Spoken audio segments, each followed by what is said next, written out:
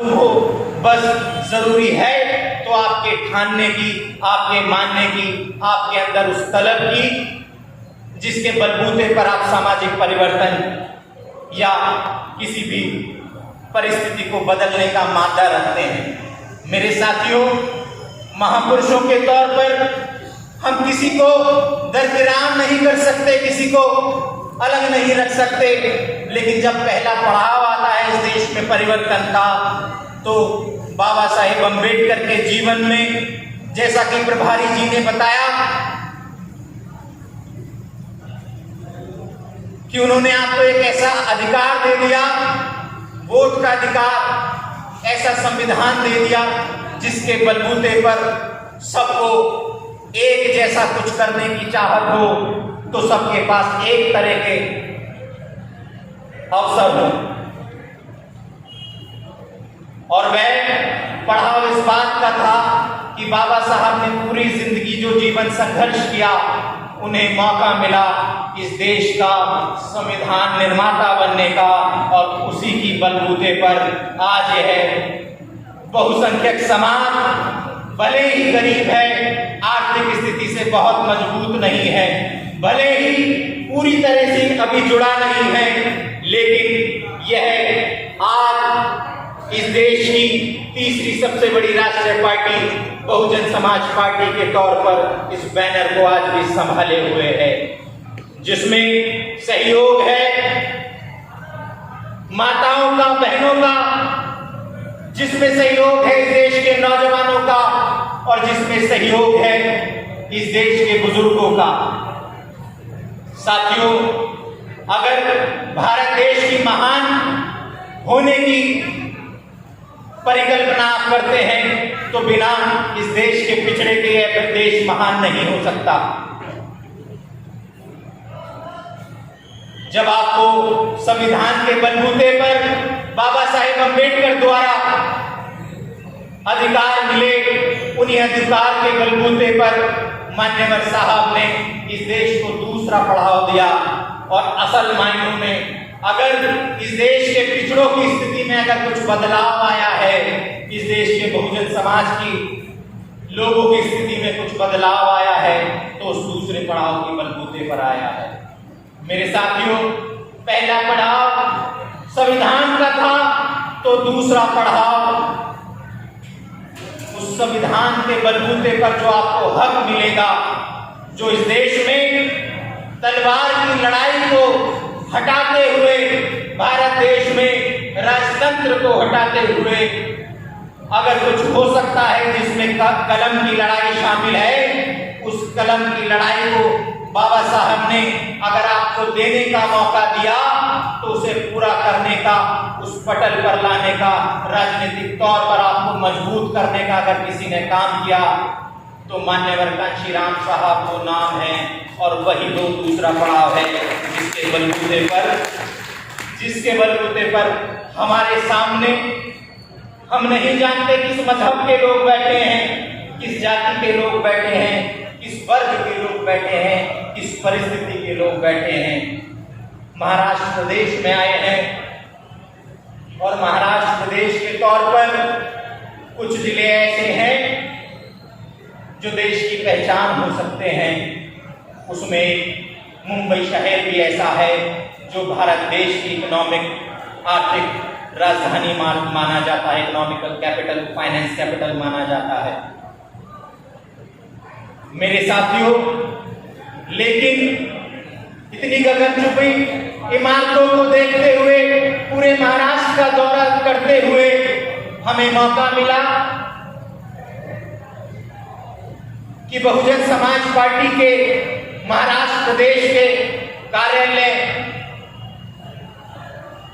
जो कि मुंबई में स्थित है, सौभाग्य है आपका कि आपकी पार्टी में ऐसे प्रदेश में कोई प्रदेश नहीं है पूरे देश में जिसमें आपकी पार्टी का कार्यालय ना हो।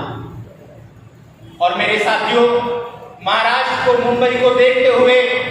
जब भंडारा, गोंदिया, गढ़चिरौली से होते हुए आज यहाँ के बीच चंद्रपुर में आए हैं, तो परिस्थितियां बदलनी शुरू हो जाती हैं। लेकिन पूरे देश में जहां भी जाते हैं, बहुजन समाज के लोगों के बीच जब आपके सामने बात रखते हैं तो यह तो पहचानना मुश्किल है। कुछ लोग कहते होंगे कि परिधान से पहचान होती है, लेकिन असल मायनों में जब हम आपको देखते हैं तो अच्छे परिधान और बुरे परिधान से पहचान होती है, अच्छी परिस्थिति से और बुरी परिस्थिति से पहचान होती है। और जब आपके बीच आते हैं तो परिस्थिति का आकलन करते हुए यह देखते हैं कि चाहे कितना ही पैसा क्यों ना पूरे देश में हो, कुछ लोगों के पास है, बहुत कम लोग चुनिंदा ऐसे हैं जिनके पास बहुत कम पैसा है, बहुत ज्यादा पैसा है। पूरा देश कुछ चंद लोगों की मुट्ठी में है। लेकिन आप जैसे बहुसंख्यक समाज के बीच जब आते हैं, आपका लिबास देखते हैं, आपकी स्थिति देखते हैं, आपकी परिस्थिति देखते हैं, तो यह आकलन होता है कि असल मायनों में अगर कोई हमसे पूछ ले कि इस देश के 80% लोगों की क्या स्थिति है, तो आपकी परिस्थिति को देखते हुए कोई आकलन नहीं कर सकता कि आप किस समाज के लोग हैं। भले ही आपको बांटा गया हो दलित के तौर पर, पिछड़े के तौर पर, अल्पसंख्यक के तौर पर, लेकिन आपका सबका मर्ज एक है, सबकी दुख एक है, सबकी तकलीफ एक है, और वह तकलीफ है रोटी की, कपड़ा की, मकान की। आप बहुसंख्यक समाज के लोग हैं, आप में से पिछड़े लोग भी इस बात पे गौर करें,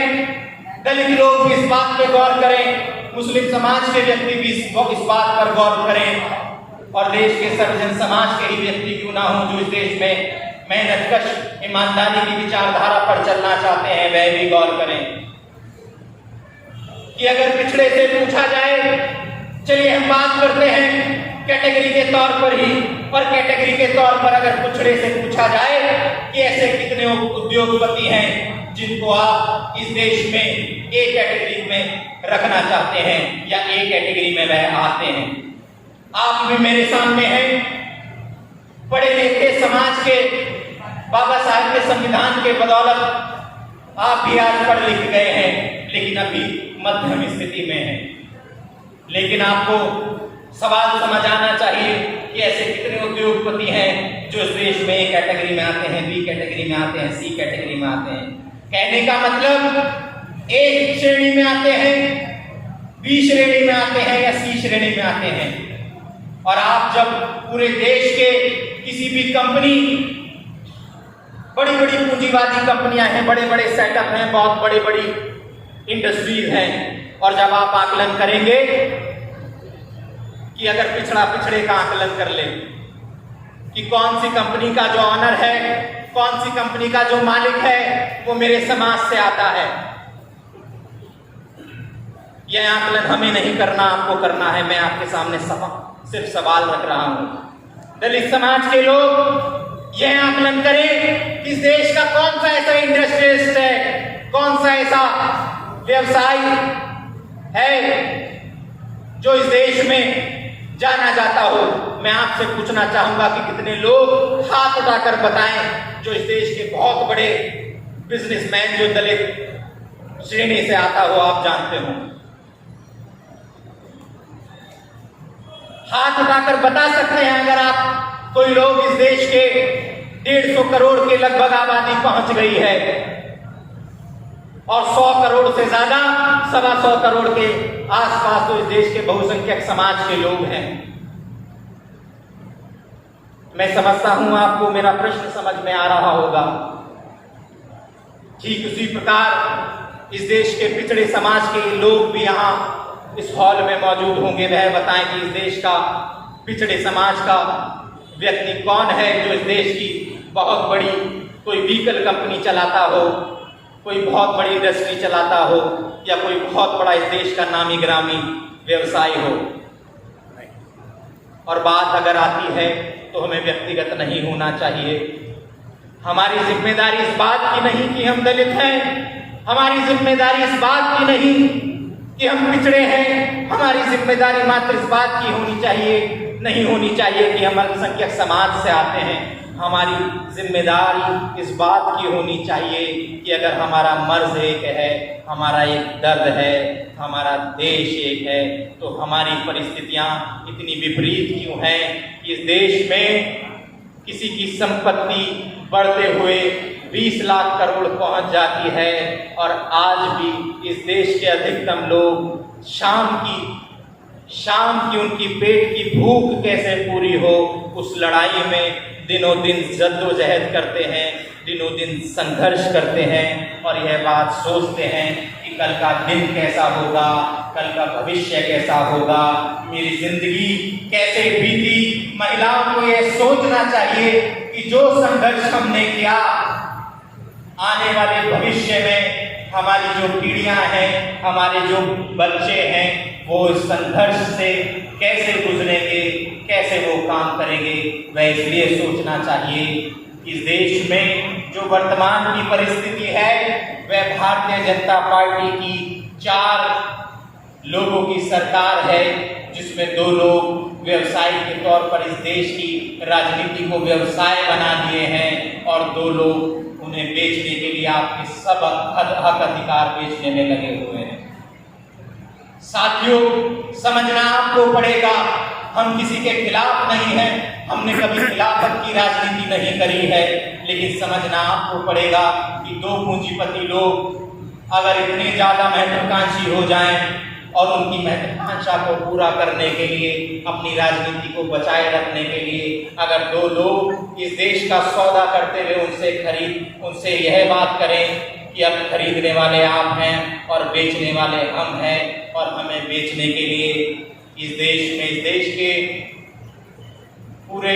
देश के लोगों ने हमें अधिकार दे दिया है और आइए खरीदिए, दलितों का अधिकार खरीदिए, पिछड़ों का सम्मान खरीदिए, पिछड़ों का भविष्य खरीदिए, अल्पसंख्यक का सम्मान खरीदिए,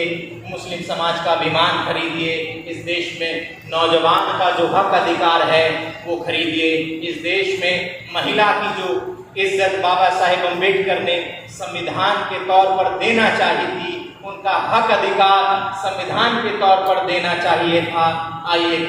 खरीदिए। आप खरीदने निकले हैं, हम बेचने निकले हैं, आइए खरीदिए, सौदा करते हैं। तो क्या आपकी जिम्मेदारी नहीं बनती उनको रोका जाए? क्या आपकी जिम्मेदारी नहीं बनती उनको रोका जाए? हाथ उठाकर पिछड़ी पंक्ति में बैठा व्यक्ति बोले, पिछड़ी पंक्ति में बैठा हुआ हर वह व्यक्ति हाथ उठाकर बोले कि उसकी जिम्मेदारी है या नहीं है, और नारे के साथ बताए कि उसकी जिम्मेदारी यह बनती है कि इस देश में जय भीम का नारा सिर्फ बहुजन समाज के लोगों के लिए नहीं है, बहुजन समाज पार्टी के लोगों के लिए नहीं है। अगर इस देश में जय भीम का नारा बोला जाता है तो उस हर वर्ग के लिए बोला जाता है, इस हर व्यक्ति के लिए बोला जाता है, चाहे वो अगड़ा हो, चाहे वो पिछड़ा हो, क्योंकि इस देश को अगर एक सूत्र में बांधने का काम किया है तो उस नारे ने किया है। और वह नारा आप बोल कर बताएं कि आप इसमें सम्मिलित होते हैं। चंद्रपुर जिला इस नारे में सम्मिलित होता है, इस कैडर में सम्मिलित होता है, इस बैनर में सम्मिलित होता है। और क्या आने वाले समय में इस बहुजन समाज पार्टी में सम्मिलित होगा या नहीं, यह पीछे वाला व्यक्ति हाथ उठाकर बताए। जय भीम, जय भीम। यह नारा आपके लिए, आपके बीच इसलिए लगाया जाता है ये नहीं, इस नारे से यह मात्र एक वाक्य है, इस नारे से इस बात की जांच होती है, इस बात की परख होती है